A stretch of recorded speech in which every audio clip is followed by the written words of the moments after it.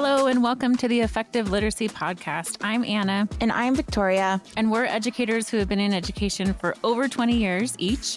And we're coming together to work out and make sense of some of the new research and expert perspective around reading instruction. Recently, there have been many experts weighing in with their opinion on what works when it comes to reading instruction. But actually, this isn't new. As you may have heard in our first episode, the debates about reading instruction and the role of phonics have come and gone many times since the 1950s. However, Victoria and I know that even though there are many components to reading, reading is actually only one component of literacy, which is complex and needs to be examined. And as we know that teaching multilingual learners to become literate in their additional language is even more complex. We are talking to multilingual experts and literacy experts to really better understand how to support our students to become literate adults by the time they exit our educational system. So today we are excited to be chatting with Dr. Jody Slavick. Dr. Slavick is one of the contributors to the National Committee for Effective Literacy's white paper on comprehensive effective literacy policy and instruction for English learner emergent bilingual students. She currently serves as the Director of Professional Development for the Literacy Squared program at the BUENO Center at the University of Colorado Boulder. She received her master's degree in Bilingual Special Education and her Ph.D. in Education Equity and Cultural Diversity. Prior to obtaining her Ph.D., Jody worked as a classroom teacher, instructional coach, and district resource teacher in bilingual education and English as a second language programs. So welcome, Jody. Thank you. I'm excited to be here. Thanks for having me. Jody, that's a pretty big resume there. We are excited to hear your perspective. We want to start with the first question, really just to lay the groundwork on what we have been discussing and thinking. So from your perspective and from all of your expertise, what does effective literacy instruction look like and sound like? Starting off with the big question. I think for me, being in the field of bilingual and multilingual education, language obviously is at the forefront of what I think about when I think of literacy. And sometimes, as classroom teachers, we immediately go to, what is it going to look like in my 75-minute, 90-minute block or whatnot, because that's what we have time for. That's the reality, right? We want to know exactly what it should look like at that time. But if we could take just a minute to step backwards just a little bit and to think broader about what literacy really is and how it's really connected to language, how it's connected to cognition. And, even if we step back into our teacher prep classes on theory and think about Vygotsky and sociocultural theorists and what they taught us and how we understand learning, and understand that, what really separates us from animals, for example, is the fact that we have the ability to use tools to interact with our world. This is what affects cognition for us. And the most effective of those is language. So language is what we use to think about the past. We use language to think about the future. We use language to transform our present realities. It's how we interact with the world. It's how we inform our own cognition. And when you think about language and think about literacy, literacy is simply a means of encoding language. So literacy is on the foundation of language. And unfortunately, I think that sometimes gets lost. I know it seems like a very simple concept, but I think it gets lost sometimes in the classroom. We immediately go to the mechanics of reading and writing instead of really thinking about it as an extension of language. And so really the heart of literacy is language. And so what should it look like? Back to your original question of what it should look like. It should be based in language. It should look like interaction, lots of interaction. Students should be talking with each other. They should be interacting with the teacher. They should be interacting with the text. We should be hearing language, and not just English. We should be hearing a variety of students' home languages. Even in English medium classrooms, students should be engaged in using their entire linguistic repertoires as much as possible. So yeah, seeing language, seeing meaning oozing from every aspect of literacy instruction, pictures, gestures, movements, songs, dialogues, discussions, debates, all of these things are what should be the focus of literacy instruction. It should be really that multidimensional piece, not just this like kind of flat idea of simply mechanics, right? And not just in the younger grades either. I think we think about the importance of language for the younger grades and kids who are just becoming literate. But really, it's kind of exciting to hear about all of the ways that researchers are learning about how language affects older kids as well in the older grades, and how that affects reading comprehension. And so for example, if I can keep going here, because I'm excited about this answer, but like, for example, for the older grades, so there was this really interesting study done by the U.S. Institute of Education Sciences, IES, as we often hear of them. It was a 5-year, multi-million-dollar study looking at reading comprehension. What helps students comprehend when they're reading? And one of their main findings that they found is that language affects every aspect of reading comprehension.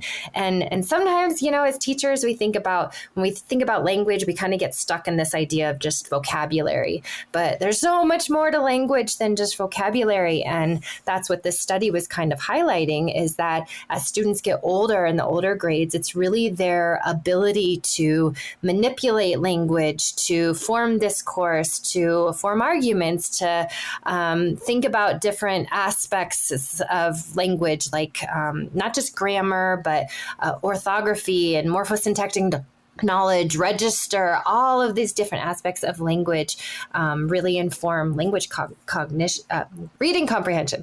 So it's really important that even in the older grades, language is the focus of literacy instruction. So effective literacy instruction, in my opinion, should be first and foremost most based on language, and then from there teach the mechanics of reading and writing through language that kids are using, that they're familiar with. Their mouths are around those words. They're familiar with the language that they're using. So should for example foundational skills be a part of the reading block? Absolutely. Especially in the early grades, we still need that time in the day to teach those mechanics, but they should just be a small part. And because we need all that other time, as teachers, we know that time is limited. We need time to develop that language. And if kids are in that foundational skills block, if they are use the words that they're examining really closely, parsing words and thinking about the phonemes in words, if those words are words that they are familiar with and using and have already been engaged with in the classroom, they're going to go so much further in understanding the mechanics of reading rather than just doing those kinds of activities with words that they're unfamiliar with. So language is my answer for what effective literacy instruction should be founded on. That makes perfect sense. So basically what I'm thinking is that without language, we don't have a place to put those mechanics, right? When we teach those foundational skills, just without considering language, for a lot of students, it's practicing them, but not necessarily placing them.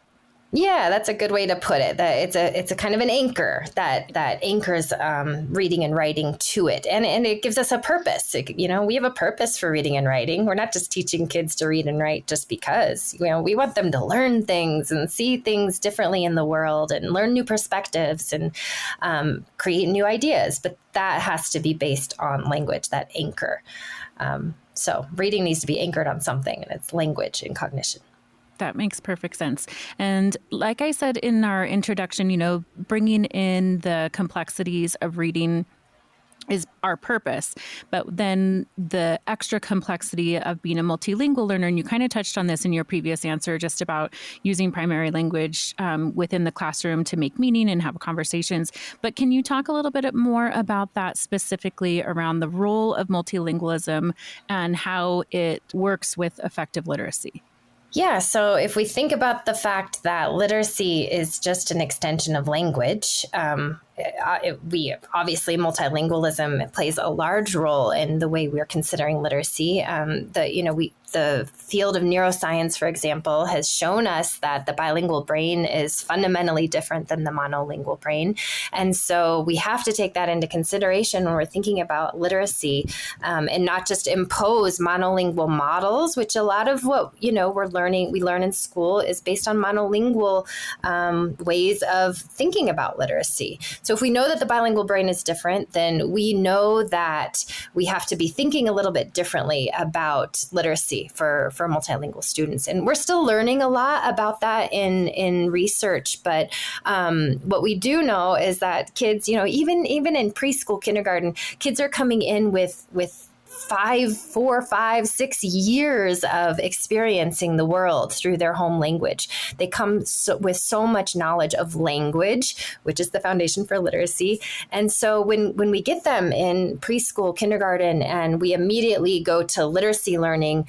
in English without considering all of that knowledge that they have in their home language, we're cutting off a really important source of their learning. And so that's why even in English medium classrooms, we need to be encouraging students to use all of their languages to make sense of what they're learning, to talk about what they're learning, to make connections between new things that they're learning in English and their home language. So it's really, really important in English medium classrooms, but also bilingual context to be thinking about this. And for bilingual context, that's kind of my area that I work with a lot is bilingual programs and thinking about paired literacy. And in those classrooms, we do have the luxury of using the home language to engage in literacy instruction. So kids know a lot of the words that we're using and whatnot. But what's really important is to think about the internal structure of that language, of that home language, and how it's going to inform literacy. It's going to be different than how we go about it in English, for example. So in Spanish, English bilingual programs, for example, if we think about Spanish, which has a much more transparent orthography than English, just meaning that it's more, for example, in Spanish, you have 5 vowel sounds. And in English, we have 20 plus vowel combinations and sounds that we make. There's a lot more irregularities in English than in Spanish. And so in Spanish, once you teach the kids those 5 vowel sounds and the consonants, they can start to put them together into syllables and really start to decode very, very quickly. It happens much more quickly in Spanish than in English. So once they break code, then you don't need to spend as much time, for example, in a transparent a language with transparent orthography on phonemic awareness and parsing words and practice blending those sounds, because they don't need it as much, right? They can put those syllables together in much more predictable ways than in English. And so in a bilingual program, for example, once they've broken code in Spanish, for example, then we're not reteaching them to break code in English. What we're doing is we're helping them to see the similarities. Oh, you learned the sound in Spanish? Look, that's the same sound in English, right? And these are words that we use that in. But look at this one. This one sounds differently, right? And so we need to start teaching kids the differences so that they can learn differently. So it's important. It's different in bilingual classrooms versus monolingual classrooms, and how we're considering multilingualism when we're thinking about literacy. I just want to come back to the point, and I don't know that I've ever heard anybody say it so specifically. We talk a lot about not looking at being a multilingual learner from a deficit model, but more of an assets-based. But your point about also considering the 5 years of language that they've had, and in a monolingual classroom, that when we start instructing in English, that we're cutting off all of those experiences. That's just really resonating with me as an early childhood teacher and child development person, really thinking about, all new learning is based on previous learning. Yep. And also coming back to that place of putting the mechanics somewhere. So same thing with that language instruction, that if we're cutting it off, like you said, that's really something that we need to consider and think about. So that's a really great point. Thank you. Exactly. So something that's resonating with me is this whole idea about interacting with language, right? That we have so much interacting with language. We want to do more than just vocabulary, right? You talked about like lots of visuals, songs, dialogues, debates, students talking to each other, students talking to the text, multilingual language happening in our classrooms. So Jody, if you're working with a group of teachers and the curriculum that they're using doesn't have that interaction, right? Where are you going to start to really help them start to build in that repertoire and start using those tools in their own toolbox? Unfortunately, no curriculum that I've seen does include that to the extent that I would love to see it. So a very real problem that we deal with constantly when we're working with teachers. And first of all, there's a couple things here. I think, first of all, teachers need some flexibility in how they're approaching their curriculum. Districts make decisions about curriculum. Hopefully they've had teacher voice in those decisions, but teachers often feel like they have to do approach literacy in a certain way. And some districts are much more strict about this than others, and, go to the extreme of policing teachers if they're not on certain pages doing certain things at certain times. But what's really important is that teachers have the flexibility to make decisions that are best for their multilingual learners. And they know their students the best. They know them better than the principal. They know them better than the superintendent. They know them better than the curriculum designers. And so teachers need to be able to make those choices. But in order to make those choices, there's a couple things that teachers need. They need the background. So prioritizing PD on multilingualism is really important and different, right? Different PD for bilingual teachers versus English medium teachers that are teaching multilingual learners. Those are different concepts that you are dealing with. So don't just lump everyone together. Everyone's getting this PD on multilingual learners. Think about your teachers and their context and what they really need. So first of all, they need the expertise, whether it's in teacher prep programs or in PD in schools. It needs to be prioritized. But secondly, what do we all need in education? We need time. They need time. And teachers never get the time to sit with their curriculum and make those choices, those adjustments.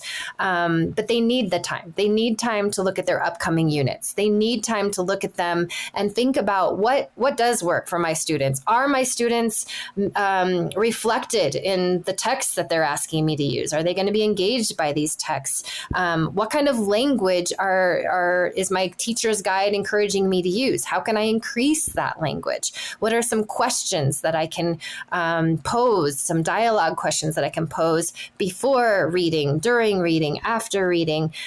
Language, yes, we want teachers to embed language, but it can't just be haphazard. It needs to be thoughtful. It needs to be connected to their objectives that they're working on, to their assessments that they're working towards. And so to be purposeful in that, they need time to plan. So really, if I were to do one thing with a group of teachers who had a so curriculum, I would sit down and say, how can we increase oracy in this unit? How can we encourage students to, where are areas where we can encourage them to use all of their linguistic resources?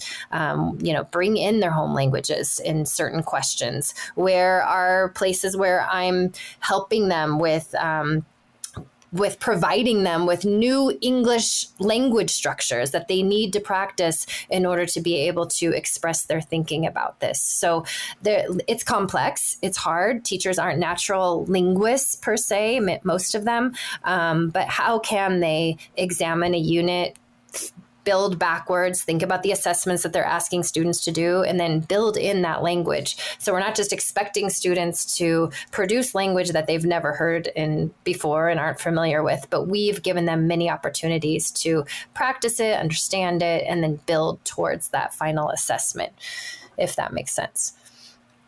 No, it makes perfect sense. And you hit on two of those big key moments for teachers is we all want more time. Yeah. Right? We want more time. We want that opportunity to talk to each other.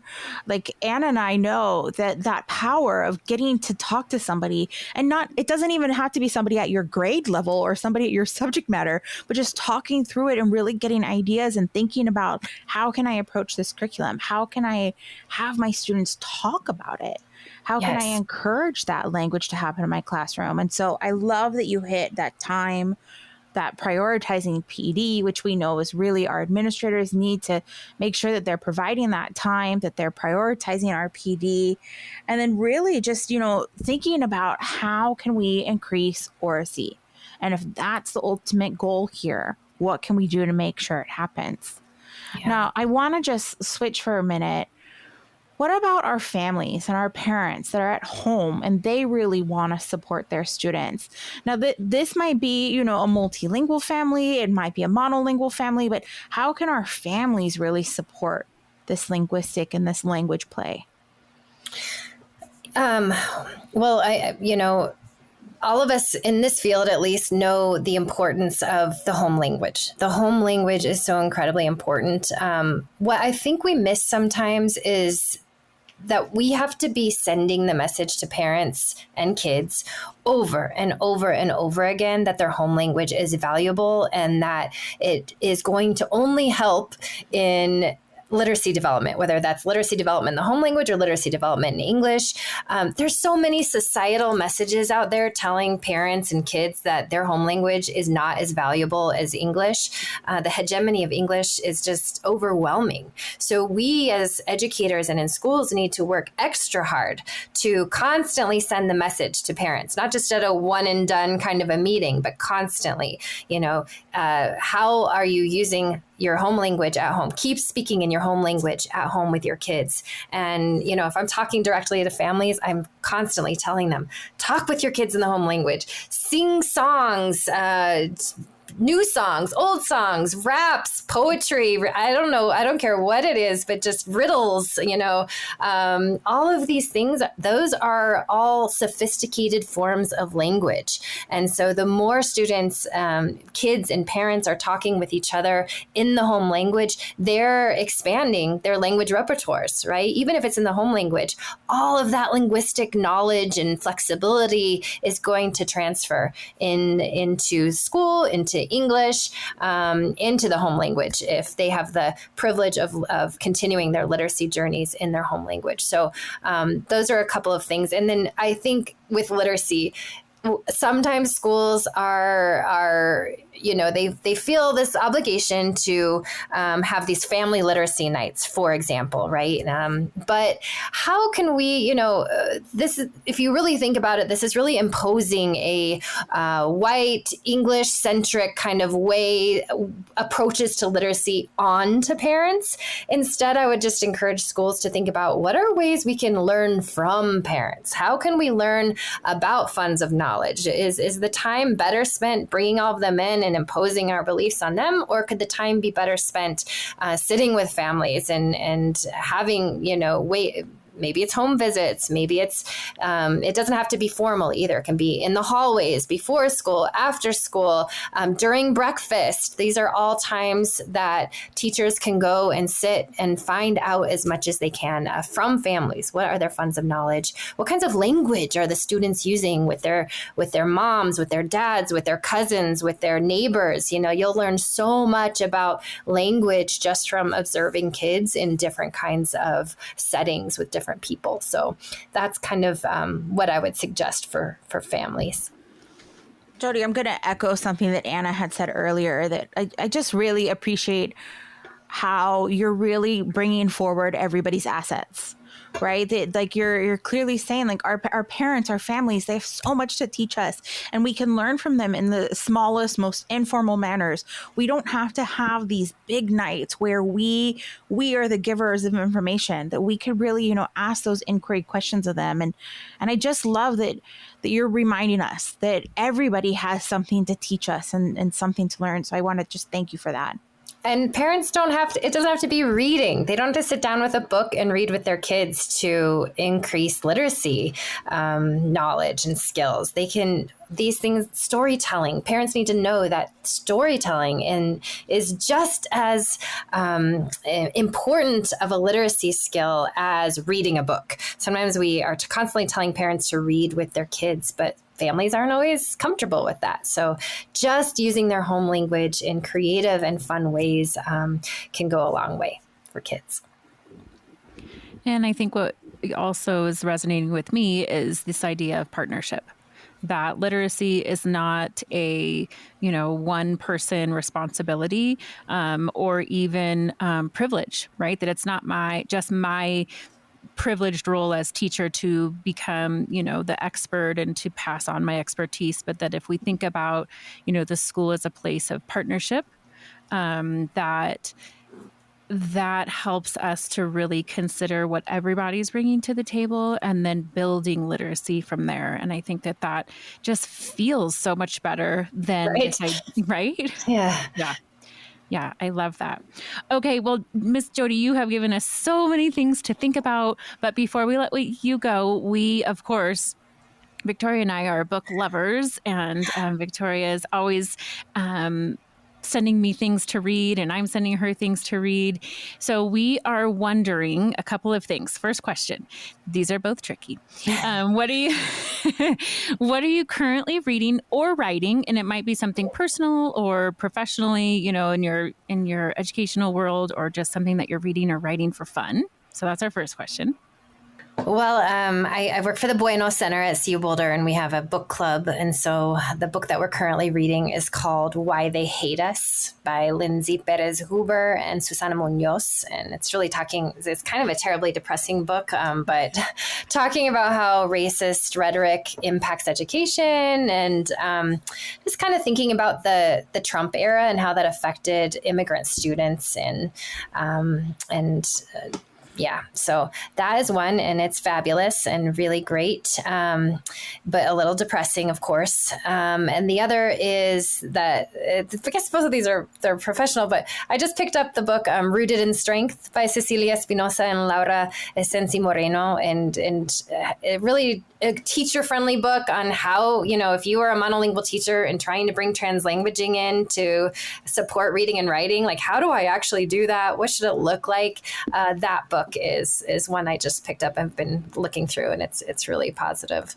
Can I just say one more? I just finished for fun. I do read for fun sometimes, but the one I just read was it's called The Firekeeper's Daughter by Angeline Bully, I think it's her last name, and it's a YA book. I love YA books, but it's a thriller about a native teen who has she's trying to solve a mystery, and she's from the Ojibwe reservation, and just a really fabulous book too.